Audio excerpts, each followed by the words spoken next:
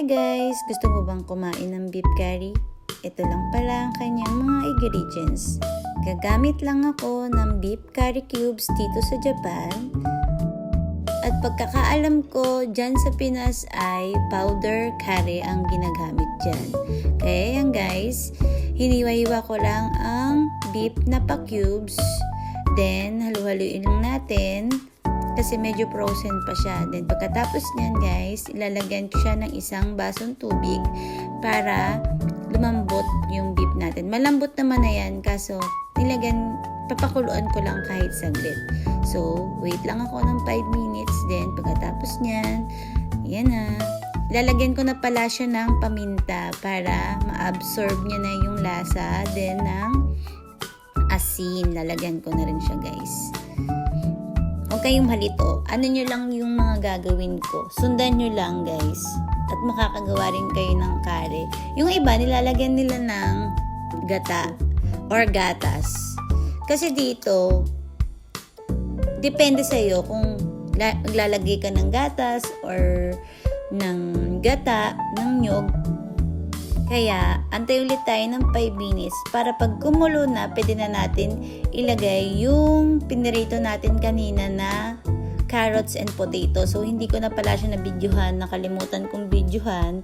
Kaya yan, mekos-mekos ko lang. Then, ilalaglag ko na sasama ko na yung potato, then yung carrots sa ating pinapakulong beef. Then, pagkatapos niyan guys, ito nga pala, papakita ko sa inyo yung cubes na curry cubes sa Japan. Yan. Then, imimekos-mekos mo lang yan para matunaw. Mamaya-maya, magiging malapot na yan. Ayan. Pag kumulo na ng kumulo, then, haluin lang natin ng dahan-dahan. Mamaya-maya, yan na, ganyang kalapot na yan. Maglalagay pala ako ng konting oyster sauce. Tansyahan na lang pala, guys. Then, maglalagay din ako ng ginawa kong suka. Diyan. Hinalo ko lang konti. Syempre, bago mo lagay yung suka, dapat yung medyo kumulo na siya. Ayan. Ni-marinate ko pala yung suka na yan, guys. Then, wag nating haluin, syempre. Takpan muna natin. Then, antay lang ulit tayo ng oras. At maglalagay din pala ako dyan, guys, ng chili powder. Ayan, yung chili powder na yan kasi gusto niya maanghang. Kaya, maglalagay din ako ng chili powder. Pagkatapos niyan, then, ayan na, kumukulo na. Siyempre, haluin natin, baka dumikit siya.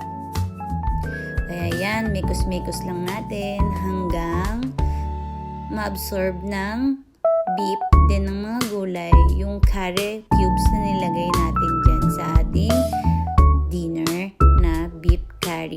Ganyan lang guys, napakadali lang magluto niyan guys. Huwag kayong malilito. Then, for the last, hindi kasi ako naggigisa dahil ayaw niya ng ganun.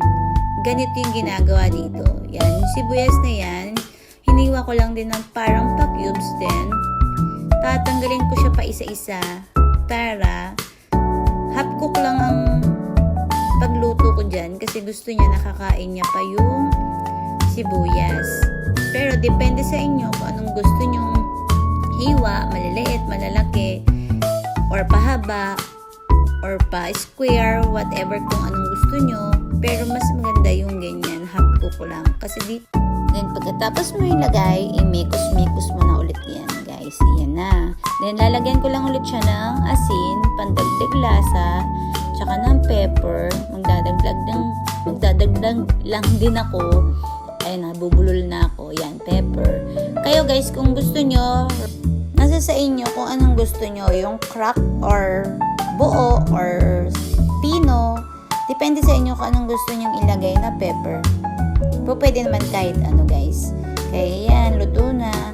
Konting pakulo na lang, hinaan natin yung apoy. Then yan, luto na ang ating beef curry. For today's video, ito ang ating dinner. Thank you for watching. Sana nagustuhan nyo ang ating vlog.